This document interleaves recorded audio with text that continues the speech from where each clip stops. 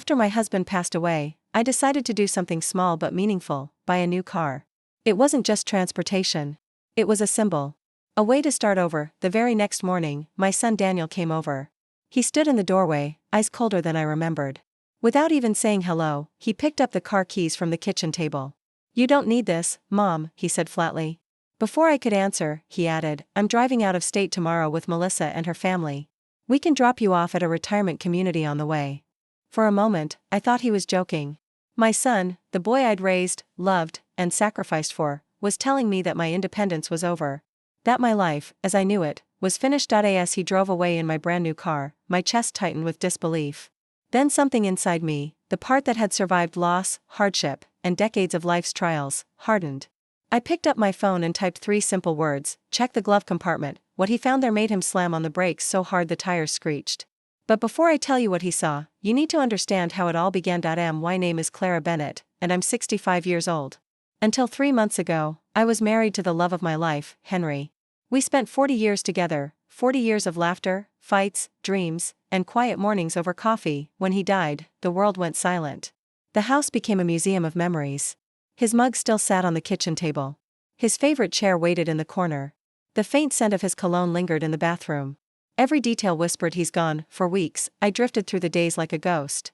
I didn't want to get out of bed, didn't want to eat, didn't want to live. But one morning, staring at an old photo of us on the beach, I heard his voice, calm, steady, as if he were standing right behind me. "Clara," he used to say, "as long as you're breathing, you've still got a reason to live. Don't just sit and watch life go by. Go live it." He was right. He always had been. That morning, I decided to start over. I couldn't keep living surrounded by ghosts.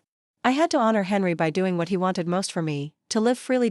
So, I went to the dealership. The salesman, a polite young man named Eric, showed me a small silver sedan that gleamed like hope itself under the showroom lights. It wasn't extravagant, just simple, safe, and dependable, exactly what I needed. When Eric told me the price, $8,500, I smiled. I could afford it. The money was mine. The savings Henry and I had worked so hard to build for our future. I signed the papers that day. Clara Bennett, sole owner. When I drove out of that dealership, the smell of new leather filling the car, tears welled in my eyes. It wasn't sadness this time. It was relief. It was life. As the sun dipped low, I drove home feeling lighter than I had in months. I parked in front of my house, ran my hand over the steering wheel, and whispered, "This is for you, Henry." Inside, I left the keys on the kitchen table and called my son. "Danny, I bought a new car." I said on his voicemail, smiling. "Come by and see it. You'll love it." I hung up, imagining how proud he'd be. How happy he'd sound. But the next morning, when I saw his car pull up in front of my house, I had no idea that everything, my trust, my peace, my heart, was about to be shattered. When Daniel walked through that door with Melissa by his side, I could tell, this wasn't a visit. It was an ambush. The morning Daniel came back, the sun had barely risen. I was in the kitchen making coffee, humming softly to distract myself from the silence that always followed me now. When I heard his car pull up outside, my heart leapt with joy. He must have gotten my message, I thought. He must have come to see the new car. Maybe we'd even take a little drive together, like old times. I hurried to the front door, smiling as I opened it. But the smile froze on my face. Daniel wasn't alone.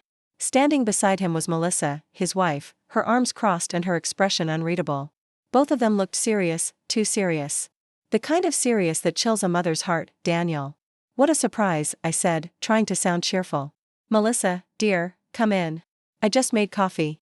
Daniel didn't smile. He didn't even greet me.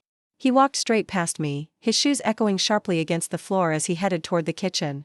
Melissa followed, glancing at me with a look I couldn't quite place, part pity, part annoyance. I followed them in, my stomach twisting. Daniel stood by the kitchen table, staring at the car keys I'd left there the night before. He picked them up slowly, the metal jingling in his hand like a verdict. "Mom," he said, his tone clipped and distant, "we need to talk."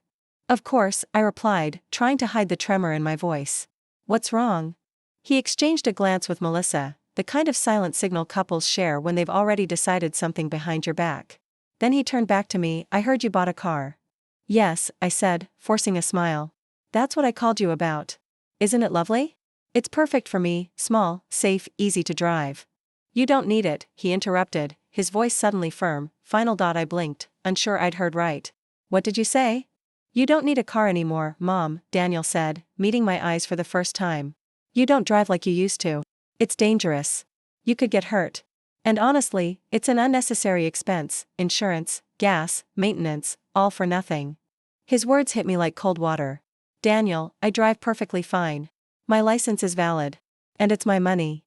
Melissa sighed dramatically, as if she'd been waiting for this line. Clara, he's just worried about you, she said sweetly, her tone laced with condescension. You live alone now. Wouldn't it be better to have people around? People who can look after you. I turned to her, my patience cracking. I don't need to be looked after. I'm not a child. Daniel raised his voice slightly. Mom, please. This isn't about control. It's about being practical. Melissa and I are leaving for her parents' house tomorrow. They live out of state, and our car's been giving us trouble. Yours is new. Reliable. We'll just take it for the trip. Take it? I repeated, my hands trembling. You're asking to borrow my car? Daniel's expression hardened. No, Mom. I'm telling you. We're taking it. I froze. For a moment, the room went completely silent except for the faint ticking of the kitchen clock. You can't do that, I said finally, my voice breaking. That car is mine, Daniel. You can't just, but he was already walking toward the door, the keys swinging from his hand. Melissa followed closely behind, her lips curved in a small, satisfied smile. Daniel. I shouted. Don't you dare take that car. It's mine. He stopped at the door, turned back, and looked at me with eyes I barely recognized, cold, impatient, almost cruel. Mom, he said, his voice icy, stop with the drama. You don't need this car. You don't need to be living alone in that big old house, clinging to the past. It's time you faced reality. When we get back, we'll talk about moving you into a retirement community. You'll thank us later. My breath caught in my throat. A retirement community? I whispered. He nodded. It's for your own good. And with that, my son, my only son, walked out the door, started my car, and drove away. I stood in the driveway, watching the silver sedan disappear down the street. My knees gave out. I sank onto the cold concrete, sobbing. My own child had taken from me the one thing that made me feel alive again, but as the tears blurred my vision, something inside me shifted. A small, burning ember began to glow beneath the grief, an ember of anger, of resolve. They thought I was weak. They thought I'd just accept it. They had no idea what was coming. Because when Daniel opened that glove compartment, he didn't just find papers, he found the biggest mistake of his life waiting to explode. I don't know how long I sat there crying that day. Time blurred into something shapeless, the light outside changed, but I didn't move. The pain wasn't just about the car. It was about the betrayal. The sudden realization that my own son saw me not as a mother to love, but as an obstacle to manage. Eventually, the tears stopped on their own. I wiped my face with trembling hands and took a deep breath. My chest still ached, but the emptiness was gone. In its place was something colder, sharper, anger. Daniel thought he could humiliate me, strip me of my independence, and I'd just accept it? No. He had no idea who he was dealing with. I stood up, walked to the kitchen, and poured myself a glass of water.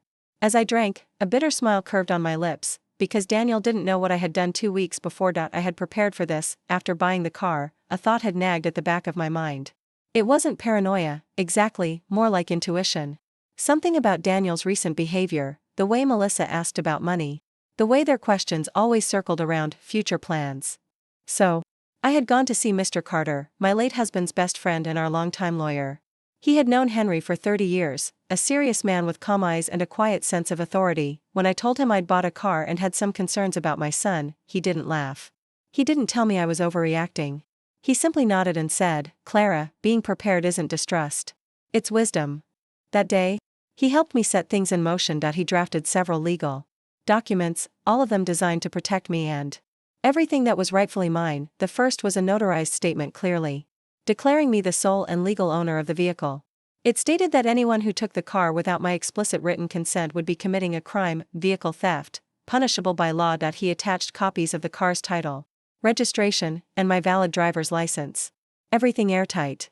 Everything official, but that wasn't all. Mr. Carter also helped me update my will.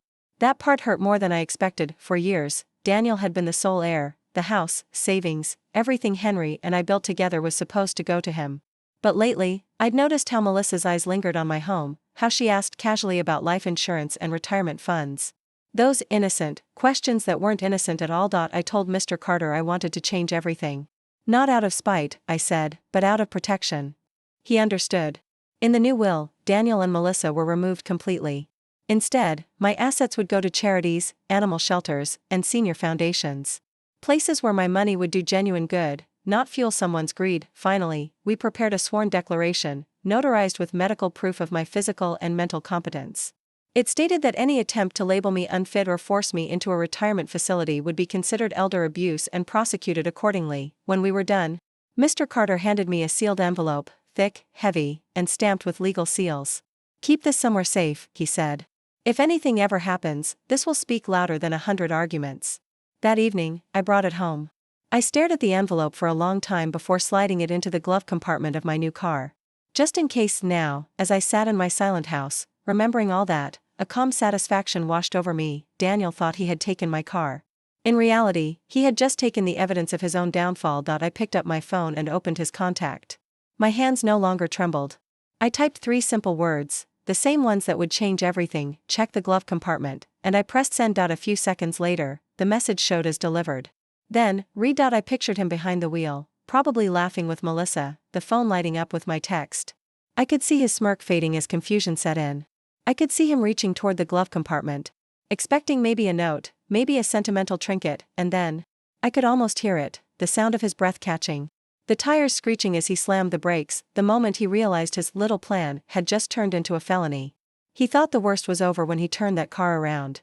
But for Daniel Bennett, the real reckoning had only just begun. The house was quiet again, but this time the silence didn't feel heavy. It felt deliberate, like the pause before thunder. I sat at the kitchen table, phone in hand, watching the screen. The message had been read. 5 minutes past 10. My heart beat calmly, almost rhythmically. I wasn't scared anymore. I was waiting. Then, the first call came. The phone buzzed violently on the table. Daniel. I didn't answer. I let it ring until it stopped. Then it rang again. And again. 5 calls. All ignored. Each one a mirror of the helplessness he had made me feel that morning. Let him taste the silence he'd left me with. When the call stopped, the texts began. "Mom, what is this? What does it mean? Call me. Please. This is a misunderstanding. We can fix it." I didn't respond. Then came the one I was waiting for. "Mom, please don't do this. I read everything. I'm sorry. I'll bring the car back. Just, please don't call the police." A slow smile formed on my lips. For the first time in days, I felt powerful. Not because I wanted to hurt him, but because he finally understood I wasn't powerless. 10 long minutes later, I typed my response: return the car to my house. Now, almost instantly, his reply appeared: "I'm 3 hours away. I'm turning around right now. I'll be there soon. I promise, Mom." I put the phone down and leaned back in my chair. I didn't feel joy, not exactly. It was something closer to justice. For the first time since Henry's death, I wasn't the one being pitted or dismissed. I was the one setting the terms. I stood up and looked at myself in the hallway mirror. My reflection startled me. My eyes were red, but my posture was straight. There was a quiet fire there, one I hadn't seen in years. Henry used to say I had the heart of a lioness. I think he would have been proud to see me now. I changed out of my worn sweater into a deep green dress Henry had given me long ago. It wasn't for vanity, it was armor. I combed my hair, put on a touch of lipstick, and when I looked at my reflection again, I no longer saw a grieving widow. I saw a woman reclaiming herself. Before long, I picked up the phone again and dialed Mr. Carter. He answered on the second ring, his voice steady as always. "Clara? What's happened?" "He took the car," I said plainly. "He found the documents. He's on his way back now." For a moment, the line went quiet. Then I heard him exhale. "I'm so sorry. You were right, Clara. I hoped you'd never have to use them." "I hoped that too," I said softly. "But now I need to know what comes next." He explained calmly that Daniel had, in fact, committed a crime. The law didn't bend for family ties. Taking a vehicle registered under someone else's name without consent was theft, plain and simple. I had every right to press charges. "Do you want me to contact the police?" he asked gently. I hesitated, then shook my head though he couldn't see it. "Not yet. I want to talk to him first. But please stay by the phone in case I need you." "I'll keep it in my hand," he assured me. "And Clara? You're doing the right thing. You're a brave woman." His words warmed me. I hadn't been called brave in a long time. After hanging up, I glanced at the clock. Daniel had said he was 3 hours away. That meant he'd arrive around 5 in the afternoon. It was barely 2. I spent the next few hours preparing myself, mentally and emotionally. I brewed tea just to keep my hands busy, but every few minutes my mind replayed all the sacrifices I'd made for him, the sleepless nights, the scraped-together savings, the endless patience. All of it. By the time the clock struck 4, my resolve had hardened like glass. I wasn't going to cry this time. I wasn't going to be at 4:30, a message popped up: "I'm 20 minutes away.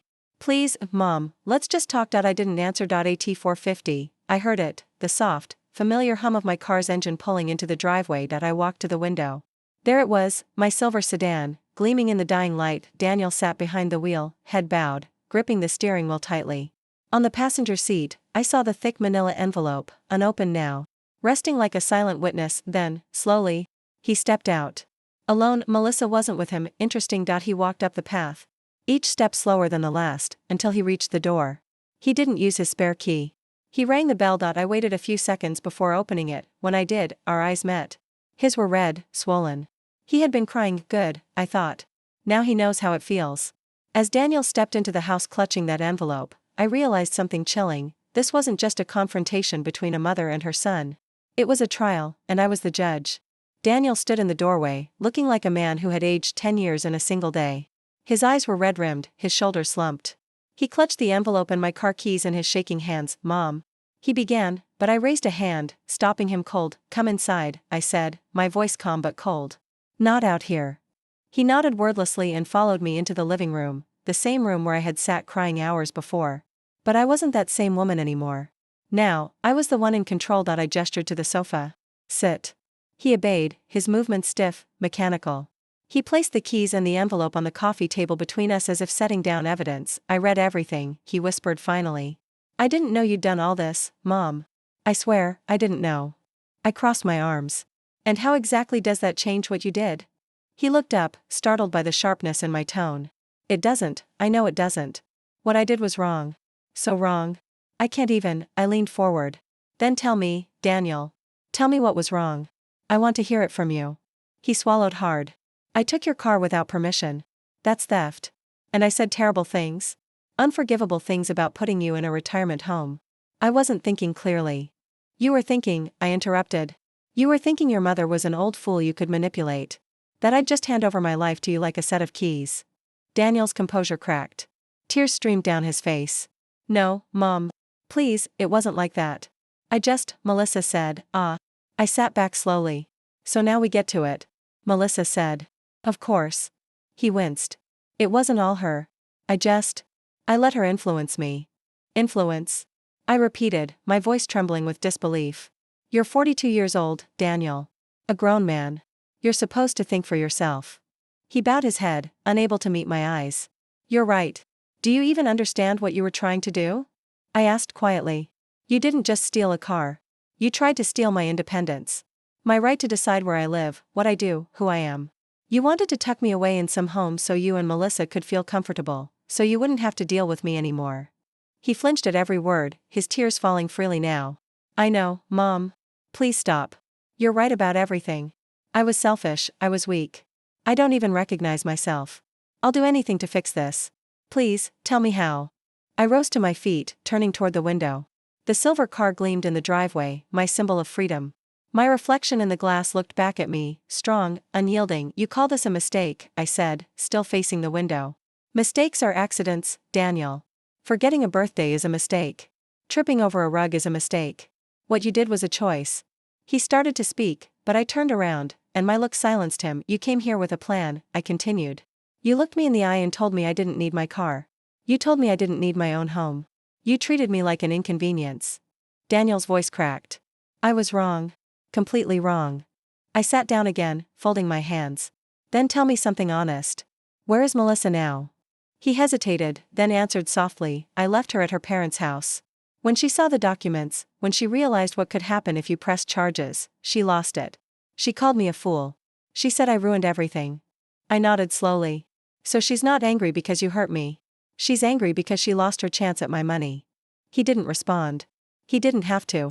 His silence said everything. For a long moment, we sat there in thick silence. The ticking clock was the only sound between us. Daniel, I said finally, my voice quieter now but no less firm, do you know what hurts the most? Not the car. Not even the betrayal. It's realizing that I spent my life giving everything to a son who forgot who his mother was. His sobs grew harder, his body shaking. I know, Mom. I know I don't deserve your forgiveness. But please, let me try to earn it back. I stared at him for a long moment, then exhaled. Maybe, I said softly. But this time, it will be on my terms, not yours. He thought returning the car would erase the damage. But Daniel was about to learn that some debts can't be paid back with apologies, only consequences. Daniel sat slumped on the sofa, his face buried in his hands. I could hear his quiet sobs breaking through the stillness of the house, the same house that had once echoed with his laughter as a boy. "I'm sorry, Mom," he said between shaky breaths. "I'll do anything to make it right. Just, please don't hate me." I stared at him, my heart twisting. The mother in me wanted to run to him, to comfort him, to tell him it would all be okay. But the woman I had become, the one forged by heartbreak and betrayal, knew that pity wasn't love. Sometimes, love meant holding someone accountable. "Daniel," I said finally, my tone steady. "You've apologized. Now it's time to act." He lifted his head, his eyes red and swollen. "Anything? Tell me what to do." "First," I said, "you need to understand what I've done to protect myself." I reached for the manila envelope on the table, sliding it toward him. "Those documents aren't just paper, Daniel. They are a line you crossed without thinking. This isn't about revenge, it's about boundaries." He nodded slowly, fear flickering across his face. "I get it now, Mom." "I do. Do you?" I asked sharply. "Because this," I tapped the envelope, "means I can have you arrested within the hour. You didn't just borrow my car. You committed theft. And I have proof. So don't tell me you understand until you really grasp how close you came to destroying your own life." He swallowed hard. "I know. I swear, I know." I sighed, softening slightly. "Good. Because this isn't just about the car. This is about how you see me. You treated me like I was weak. Like I couldn't make my own choices. That ends now." He nodded, shame written across every line of his face. I leaned forward, clasping my hands together. "If you want a second chance, you'll earn it through action. Here are my conditions." He straightened, listening like a schoolboy awaiting his punishment. "First," I said firmly, "you will attend therapy. Alone. Not with Melissa, alone. You need to understand why you allowed yourself to treat your own mother this way." His brow furrowed. "Therapy? Yes. You clearly need it. Because what happened today wasn't just about poor judgment. It was about manipulation, dependency, and cowardice. You let someone else make you cruel." He nodded slowly, tears threatening again. "All right. I'll go. I'll find someone tomorrow." "Good," I said. "Second, you won't set foot in this house until you've attended at least 6 sessions. We'll keep in touch by phone, occasionally, but you are not welcome here until you show me with your actions that you've changed." His lips parted in disbelief. "You're banning me?" "I'm protecting my peace," I corrected. "I need time, Daniel. You can't expect me to heal overnight. You took my trust and shattered it. Now you have to rebuild it from the ground up." He wiped his face, nodding slowly. "I understand." "Third," I continued, "you will make your own decisions, without Melissa. You'll stop letting her speak through you. If she wants something from me, she can come herself, though I doubt she has the courage." His mouth twitched at her name. "We've already argued about this," he admitted quietly. "She's furious I came back." "I'm not surprised," I said dryly. "People like her don't like losing control. And right now, she's realizing she lost it to me." Daniel lowered his head again. "I don't even know if we'll survive this. She said some things? Things I can't unhear."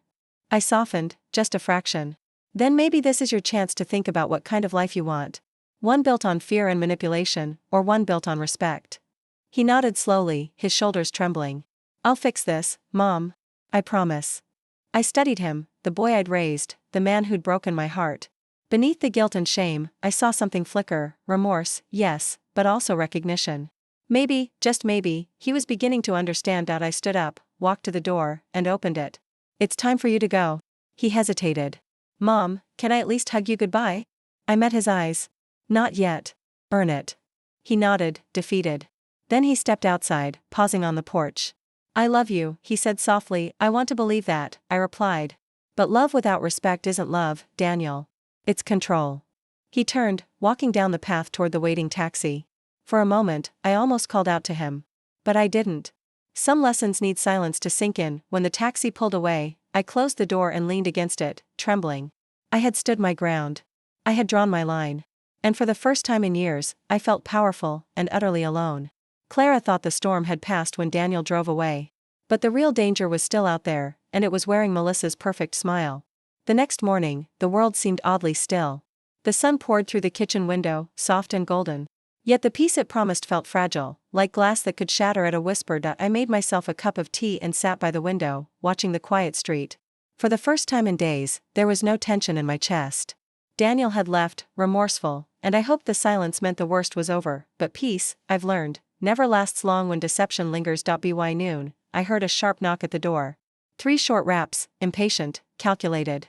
I didn't need to look through the window to know who it was. I opened the door slowly. There she stood, Melissa, perfectly dressed, as always, in a fitted blazer and designer sunglasses. But beneath the polish, there was something venomous in her smile. "Clara," she said sweetly. "We need to talk." I crossed my arms. "We have nothing to discuss." "Oh, I think we do," she replied, brushing past me before I could stop her. "And don't worry, I'm not here to steal your car." She smirked, settling into the same sofa Daniel had sat on the night before. I stayed standing. "You're not welcome here, Melissa." She took off her sunglasses and met my gaze. Her eyes were hard, calculating, the eyes of someone who'd spent a lifetime getting what she wanted by pretending to care. "I heard about your little stunt," she said. "The documents, the legal trickery, very clever for someone your age." "Not a stunt," I replied coldly. "A precaution." She laughed, a sound sharp enough to slice the air. "Oh, come on. You think anyone's impressed? You scared Daniel half to death. He hasn't stopped crying since he left you." "Good," I said. "It's about time he learned that actions have consequences." Her smirk faltered for a moment. Then, she leaned forward, resting her elbows on her knees. "Listen, Clara. We both know Daniel is easily influenced. He doesn't think things through. But I do. So let's be adults here. You've made your point, loud and clear.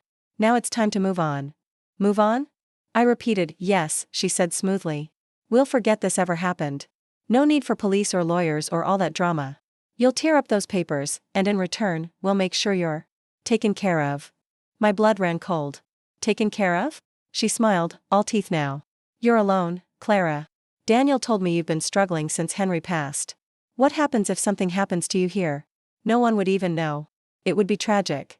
The threat was subtle, but unmistakable. I took a slow step closer. "Are you threatening me in my own home, Melissa?" Her smile widened. "Of course not. I'm offering a solution. Sign over some of your assets, the car, maybe part of the savings, and I'll make sure Daniel doesn't do something stupid. You know how unstable he can be when he's upset." There it was, the real face behind the politeness. Not concern. Not family. Greed. I laughed softly, and her expression flickered with confusion. "You're even more foolish than I thought," I said. "Do you think I didn't plan for this? Do you think I didn't expect you to come sniffing around after Daniel failed?" Her smile faded completely. "What do you mean?" I nodded toward the desk beside the couch, where my phone sat recording the entire conversation. "You've just given me everything I need, Melissa. Threats. Coercion. Extortion. It's all there, your voice, your words." Her face drained of color. "You wouldn't." "Oh, I would," I interrupted, stepping closer until she backed up a little. "You see, I'm done being the sweet, quiet widow everyone underestimates. I'm not afraid of you, and I'm not afraid of your threats. So if you ever set foot on my property again, or contact me in any way, I'll make sure every word you said today is played for the police, and for your parents." Her lips trembled. "You wouldn't dare embarrass us like that." I smiled. "Try me." For a few tense seconds, neither of us moved. Then, with a shaky breath, she grabbed her bag and headed for the door. "This isn't over," she muttered. "On the contrary," I said, my voice calm. "It just ended." The door slammed behind her. The house fell silent again, but this time, the quiet felt different, not lonely, but victorious. I walked to my phone, stopped the recording, and saved the file under a new name, Proof of Intent. Then I sat down, exhaled deeply, and poured myself another cup of tea. For the first time in months, the taste didn't feel bitter. Clara thought she'd silenced Melissa for good, but she didn't know that snakes don't die easily. Some just slither into darker places to strike again. For the next few days, peace returned, or at least, the illusion of it. The air in the house felt lighter. I opened the curtains again, cooked real meals, and even dared to hum while cleaning the kitchen. It wasn't joy, not yet. But it was something close, a fragile calm after the storm. Mr. Carter called to check on me every morning. "You handled yourself brilliantly, Clara," he said. "But be cautious. People like Melissa don't disappear quietly." I promised him I'd be careful. At the time, I truly believed I had seen the last of her. I was wrong. By the 4th day, I began receiving strange calls. Each time, the number showed as private. When I answered, there was silence. Once, I heard faint breathing on the other end before the line disconnected. The first 2 times, I brushed it off. Maybe a wrong number. But by the 5th call, I knew better. Melissa wasn't finished. That night, I turned off my phone, locked the doors, and sat by the window with the lights dimmed. Outside, the street was dark except for the flicker of the old lamppost near my driveway. I watched it sway gently in the wind, the shadows beneath it shifting like restless spirits. At 9:27 p.m., I saw a car slow down in front of my house. Not mine, a black sedan I didn't recognize. It lingered for several seconds, headlights dim, engine humming low, then it drove off. A chill ran through me, but I refused to panic. Fear was what she wanted. Instead, I picked up my phone again, turned it back on, and sent a message to Mr. Carter. "She's not done. She's watching." His reply came almost instantly. "I'll handle this. Don't engage. I'll contact the authorities first thing in the morning." I locked the doors again and double-checked the windows. Then, exhausted, I finally went to bed. The next morning, I woke up to the sound of my phone vibrating. A message. It was from Daniel. "Mom, what did you say to Melissa? She's furious. She told me you threatened her and recorded her without permission." My stomach turned. The old, familiar ache, disappointment mixed with dread, crawled back in. "She came here uninvited," I typed back. "She threatened me. I have proof." He replied almost immediately. "Mom, please, just stop. She's saying you're trying to ruin our lives. You're manipulating things." I set the phone down on the table and closed my eyes. It was happening again, Melissa twisting the truth, Daniel swallowing every word. I took a deep breath and called him. He answered after the second ring. "Daniel," I said, keeping my voice calm, "you need to listen to me very carefully." "Mom," he cut in, his tone already defensive, "Melissa told me everything. You're recording people now? That's not normal. Recording a threat isn't paranoia," I said sharply. "It's self-defense. She came into my home and tried to extort me. She said she was just trying to reason with you." "Reason?" I snapped. "She implied I'd end up dead and alone if I didn't sign things over to her. Does that sound like reasoning to you?" He hesitated, but only for a moment. "I think there's been a misunderstanding." I laughed bitterly. "No, Daniel. There's no misunderstanding. You're just too afraid to admit what she is: manipulative, controlling, and dangerous." His voice softened, pleading now. "Please, Mom. Don't make this worse. I'm begging you. Don't go to the police." I froze. "You're defending her again." "I'm just saying, you're choosing her again," I said, my voice trembling with controlled rage. "After everything she's done. After what she made you do." He went silent. "Daniel," I said, "if you continue down this path, you'll lose me completely. This isn't about love anymore. It's about survival, mine." He whispered, "You've changed, Mom." "I had to," I said. "Because you didn't." The line went dead. That evening, I called Mr. Carter again. He agreed it was time to act. "I'll file an official report in the morning," he said. "You can't keep living like this." "I don't want a war," I told him. "Sometimes," he replied gently, "we don't choose the war. It chooses us." When the call ended, I looked outside again. The same black sedan was parked at the end of my street. The engine off. Lights out. Waiting. My hand trembled slightly as I drew the curtain closed. This wasn't just intimidation anymore. It was escalation. Clara had fought to take her power back, but now, someone was watching her every move. And this time, they weren't after her car. They were after her fear. Sleep became a stranger that week. Every creak of the house made me sit up straight, every passing car made my pulse jump.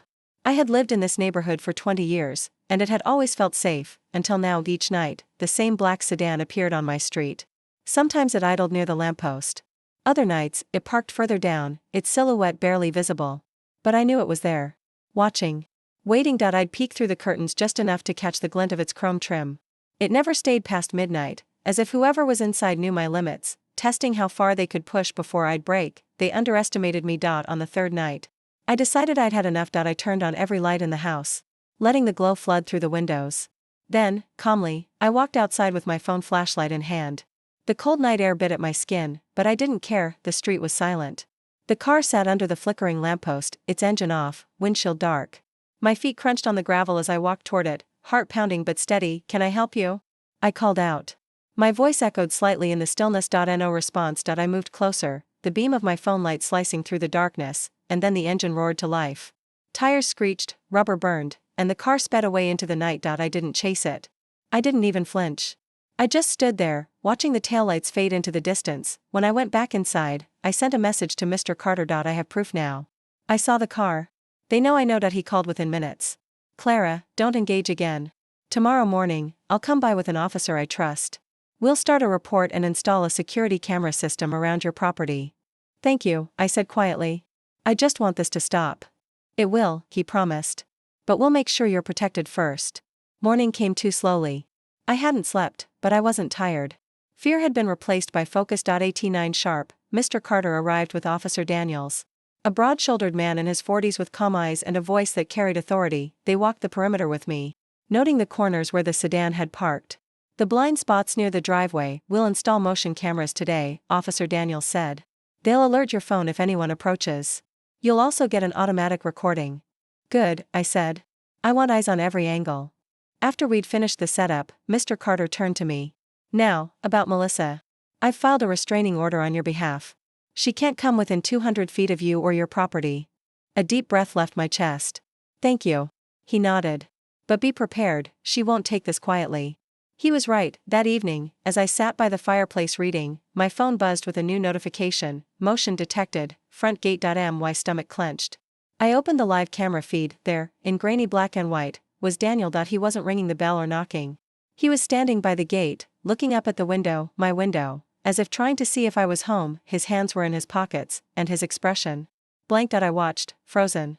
After a few seconds, he turned and left, disappearing down the same street the black sedan had used nights before. I didn't run after him.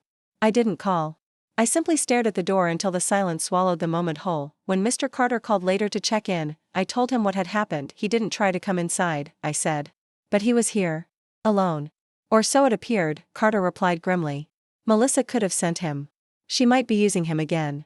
Maybe, I said softly. But if she is, she's about to learn something very important. What's that? I looked at the faint glow of the camera light outside. That this time, I'm recording everything, and I'm not afraid anymore. That night, I replayed the footage again and again, analyzing every second. Daniel hadn't looked angry. He'd looked lost. Like a man pulled in two directions, unsure which way to go, and in that uncertainty, I saw the crack in Melissa's control.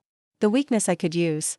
Clara had finally turned fear into evidence, but what she didn't know was that Melissa was already crafting a lie that could turn that very evidence against her. By the next week, I had almost convinced myself things were finally under control.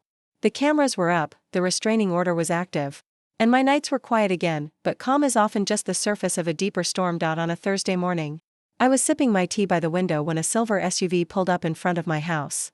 It wasn't the police or a delivery van. This one was clean, polished, deliberate. Two people stepped out, a woman in a gray suit and a man carrying a folder. They walked to my door with businesslike precision. I opened it before they could knock. Mrs. Bennett? The woman asked, smiling faintly. I'm Ms. Howard from Child and Family Legal Services. This is my associate, Mr. Lane. We'd like to ask you a few questions. The words hit like a slap. Child and family? I don't have children in my care. We're aware, she said smoothly. But we've received a concern report regarding potential elder vulnerability and mental instability. We're obligated to follow up. For a moment, I just stood there. My heart began to pound, not from guilt, but fury. Who filed the report? I asked. I'm afraid that's confidential, she replied. May we come in? I hesitated, then nodded stiffly. Fine. But you'll leave with the truth. They stepped inside, notebooks ready. I gestured toward the living room, every inch of me burning with cold anger. Mrs. Bennett, Ms. Howard began. According to our report, there have been incidents involving paranoia, recording conversations without consent, and false accusations against family members. Is that accurate? I laughed bitterly. Accurate? No. That's fiction, written by the woman who's been harassing me. Mr. Lane glanced up. You're referring to Melissa Cooper? The name hung in the air like poison. Yes, I said sharply. She's my son's wife. Or was, until she showed her true colors. Could you clarify what you mean by that? Miss Howard asked, her pen poised. I took a deep breath. Melissa tried to manipulate me into signing over my car and finances. When I refused, she began stalking and threatening me. I recorded one of her visits for proof, because I knew she'd twist my words later. And now, here you are. Miss Howard jotted something down, her expression unreadable. You understand how this might appear from another perspective, she said softly. A grieving widow, isolated, acting defensively. I'm not unstable, I interrupted. I'm cautious. There's a difference. She nodded politely. Of course. Still, we have to verify that you're not in danger or being influenced by delusions. I stared at her. Delusions? My cameras captured her car outside my home. My lawyer filed a restraining order. Would you like to see the footage? That made her pause. You have recordings? Yes, I said, walking to my desk. I pulled up the saved video clips and pressed play. The footage showed Melissa's visit, her stepping inside, her threats, her tone cold and unmistakably coercive.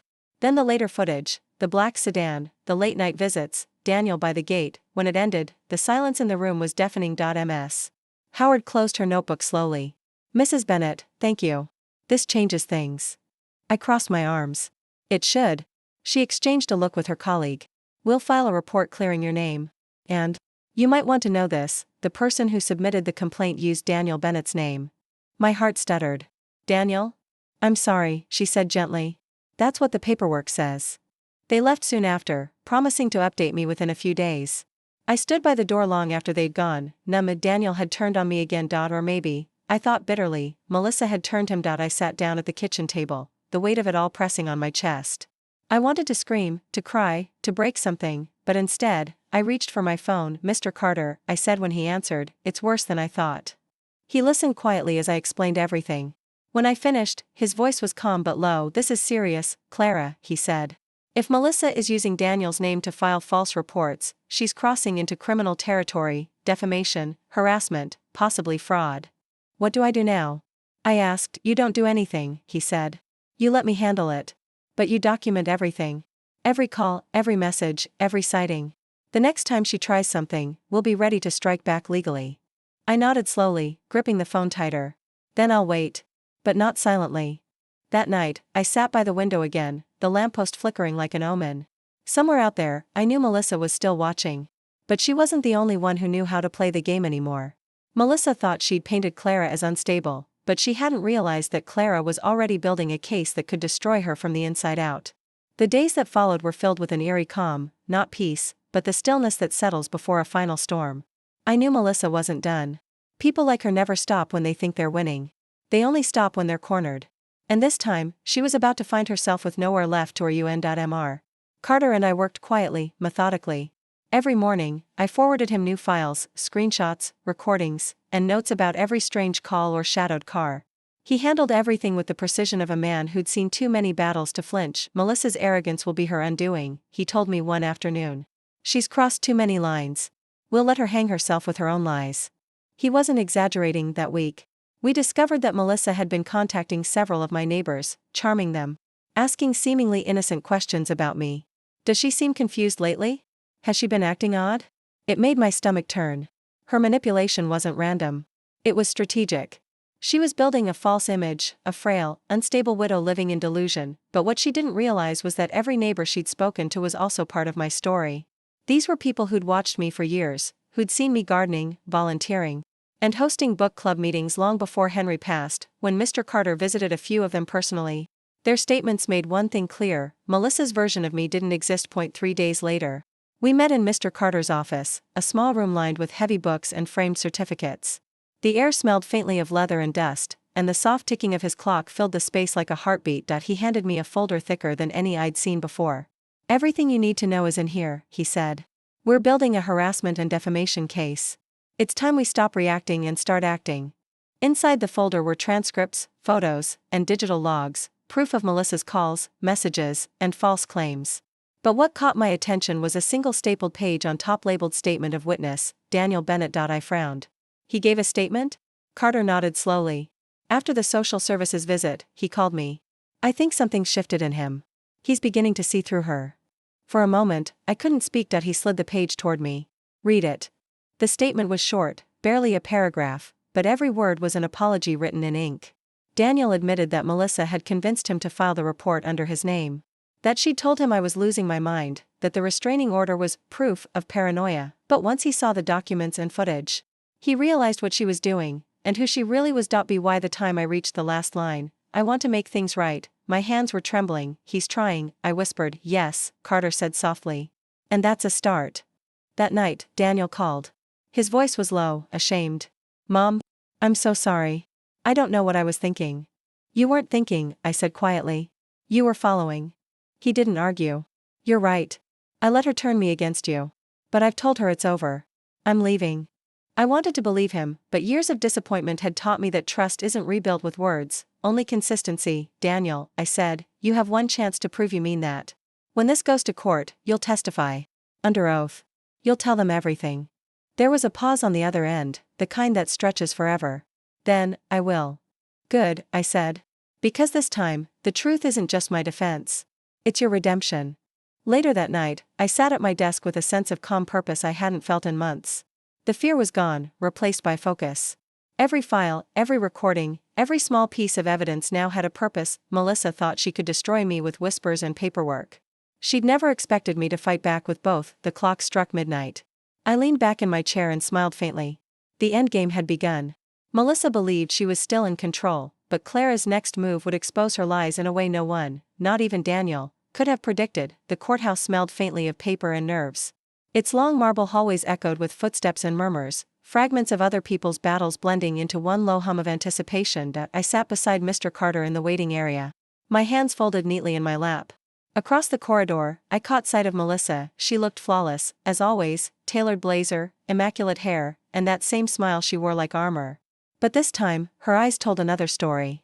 Behind the polished facade was fear, and fear looks ugly on a person used to control. Daniel sat a few seats away, his posture rigid, eyes fixed on the floor. I hadn't spoken to him since that late-night call. Today, words would matter less than actions. Mr. Carter leaned closer. "Remember, Clara," he whispered, "you don't have to prove you were right, only that she was wrong." I gave a small nod. That shouldn't be hard. Inside the courtroom, everything felt colder. The walls loomed high, indifferent, the judge's bench towering above like a monument to truth. Melissa and her lawyer took their seats on one side. Mr. Carter and I sat opposite. The judge, a woman with sharp eyes and an expression carved from stone, adjusted her glasses. "We're here regarding Bennett versus Cooper, claims of harassment, defamation, and false reporting." "Counsel, proceed." Melissa's attorney, a thin man with a rehearsed smile, stood first. "Your Honor, my client has been unfairly maligned. Mrs. Bennett, a grieving widow, has demonstrated signs of paranoia, making baseless accusations against her daughter-in-law. Mrs. Cooper was merely concerned for her well-being." I almost laughed. Concern? The woman who had stalked my home, filed false reports, and tried to intimidate me was suddenly Mother Teresa? Mr. Carter stood, adjusting his glasses calmly. "Your Honor, if my client is paranoid, then the evidence must be having hallucinations too. Allow me to present Exhibit A." He handed over a flash drive. The bailiff inserted it into the courtroom monitor. The footage began to play. First, the recording of Melissa's visit, her smirk, her veiled threats, her tone dripping with control. The moment she said, "Sign over some of your assets or it'll be tragic if something happened to you," the courtroom fell utterly silent. Melissa's attorney tried to object, but the judge raised a hand. "Let it play." Next came the security footage, the black sedan idling outside my home night after night. The time-stamped log of anonymous calls traced back to a phone under Melissa's name. By the time the final clip ended, Melissa's once perfect expression had cracked. Her lawyer shifted uncomfortably, flipping pages that no longer helped him. Mr. Carter spoke evenly. "We also have sworn witness testimony, including a statement from Daniel Bennett confirming that the social services report filed under his name was, in fact, orchestrated by Mrs. Cooper." Daniel stood when called. His hands trembled, but his voice didn't. "It's true," he said. "Melissa convinced me that my mother was unstable. I believed her. I filed the report. But when I saw the truth, when I saw the footage, I realized who the real manipulator was." Melissa's head snapped toward him. "Daniel, don't you dare." "Enough," the judge said sharply. "Mrs. Cooper, you will remain silent or I'll have you removed." Daniel continued, voice breaking. "I hurt my mother because I was too blind to see what was happening. But she's not unstable. She's stronger than any of us." He sat down, tears glistening in his eyes. Mr. Carter turned back to the judge. "Your Honor, the evidence speaks clearly. My client was harassed, defamed, and threatened, all in a calculated attempt to strip her of her independence. We ask the court to enforce the restraining order and pursue penalties for false reporting and coercion." The judge nodded slowly. "I've seen enough." Melissa's attorney opened his mouth to protest, but she silenced him with a glare. "The court finds in favor of the plaintiff, Mrs. Bennett. A permanent restraining order will be issued. Mrs. Cooper, your actions constitute harassment and defamation. You will also be fined and placed under legal review for false claims." The gavel struck once, sharp, final. Melissa stood, her face drained of color, and shot me a look filled with venom. "You think this is over?" she hissed. I met her eyes, calm and steady. "No. I think it's finally beginning." Outside the courthouse, Daniel approached me slowly. He looked broken, but sincere. "Mom, I don't deserve forgiveness. But I'll spend the rest of my life earning it if you'll let me." I studied him for a moment. "One step at a time," I said. "Start by choosing better people." He nodded, tears in his eyes. For the first time in a long while, I believed he meant it. Mr. Carter joined us at the steps, his voice warm. You did it, Clara. You stood your ground. I looked up at the gray sky, feeling the weight lift from my chest. No, I said softly. I just remembered who I am. The battle in court was over, but as Clara would soon discover, even victories have consequences. And sometimes, the truth doesn't silence the past. It wakes it up. It took weeks for the noise to fade. The courthouse, the lawyers, the endless paperwork, all of it finally became echoes instead of burdens. For the first time in a long time, I could breathe without looking over my shoulder. Melissa was gone. The restraining order was in effect, and she had moved out of state while awaiting further investigation. Her charm had finally cracked under the weight of her lies, leaving behind only whispers of what she'd tried to do, but even after victory, the quiet felt strange, too big, too empty. I would sit at my kitchen table some mornings, the sunlight spilling through the window, and realize that peace had its own kind of loneliness. One afternoon, as I folded the last of the court documents into a neat file, my phone buzzed. It was Daniel. Can I come by? Just to talk. I'll bring dinner. I hesitated. Old wounds still ached, even after they'd healed on the surface. But part of me knew that forgiveness wasn't about forgetting, it was about letting go of the weight. All right, I texted back. One dinner. No arguments. He arrived that evening, carrying a takeout bag and a hesitant smile. The tension between us hung heavy at first, but the smell of warm food softened it. We ate quietly, the clinking of forks against plates filling the silence. Eventually, he set his fork down and looked at me. Mom, he said softly, I've been going to therapy. Just like you asked. I looked up, surprised. You have? He nodded. Every week. I'm learning things about myself I didn't want to face. About how easy it was for me to let someone else think for me. That's the first step, I said gently. Taking responsibility. He smiled faintly. You were right about everything. I didn't just lose control, I gave it away. And I almost lost you because of it. For a long time, neither of us spoke. Then, slowly, he reached across the table, his hand trembling slightly. I hesitated before taking it. I forgive you, Daniel, I said at last. Not because you've earned it yet. But because I need peace too. Tears welled in his eyes. Thank you, Mom. After dinner, he helped me wash the dishes, a simple, wordless ritual that somehow felt like healing. When we were done, he lingered by the door. I'm going to visit Dad's grave tomorrow, he said. Would you come with me? I froze, the memory of Henry's warm laughter echoing faintly in my chest. I hadn't been there since the funeral. It had hurt too much, but now. Maybe it was time. Yes, I whispered. I'll come. The next morning was bright and cool. The cemetery was quiet, the kind of quiet that humbles you. Daniel walked beside me, a bouquet of lilies in his hand. When we reached Henry's grave, I felt my throat tighten. The stone was clean, the engraving sharp. Henry Bennett, beloved husband, father, and friend. Daniel placed the flowers down and stepped back. I knelt, brushing a leaf from the marble. I did it, Henry, I said softly. I kept my promise. I didn't let anyone take the life we built. The wind rustled through the trees, gentle and warm, like an answer. Daniel knelt beside me. I'm sorry, Dad, he whispered. I should have protected her, not hurt her. I put a hand on his shoulder. He knows, sweetheart. He always believed in you even when I didn't. For a moment, we just sat there, two broken hearts trying to mend at the same grave. When we finally stood, I felt lighter. The grief hadn't vanished, it had simply changed shape. It no longer chained me. It reminded me that love, even lost, could still guide you forward. That evening, after Daniel left, I stood at my front door watching the sunset. The sky burned in shades of gold and rose, the same colors Henry loved. I looked at my car parked neatly in the driveway, the symbol of everything I'd fought for. My freedom. My dignity. My proof that age doesn't make you invisible. As the light faded, I whispered, this chapter is mine. Inside, my phone buzzed, a message from Mr. Carter, case officially closed. Melissa's appeal denied. Justice served. I smiled. It was over. Truly over, but before turning off the lights, I opened my journal and wrote one last entry. Strength isn't born from anger. It's born from remembering who you are when everyone else tries to tell you otherwise. Then I placed the pen down and exhaled. Outside, the world felt calm again, not empty, but open. For the first time in a long while, I wasn't surviving anymore. I was living. And as the stars began to bloom across the sky, Clara Bennett finally realized, the real victory wasn't winning the battle. It was finding herself again.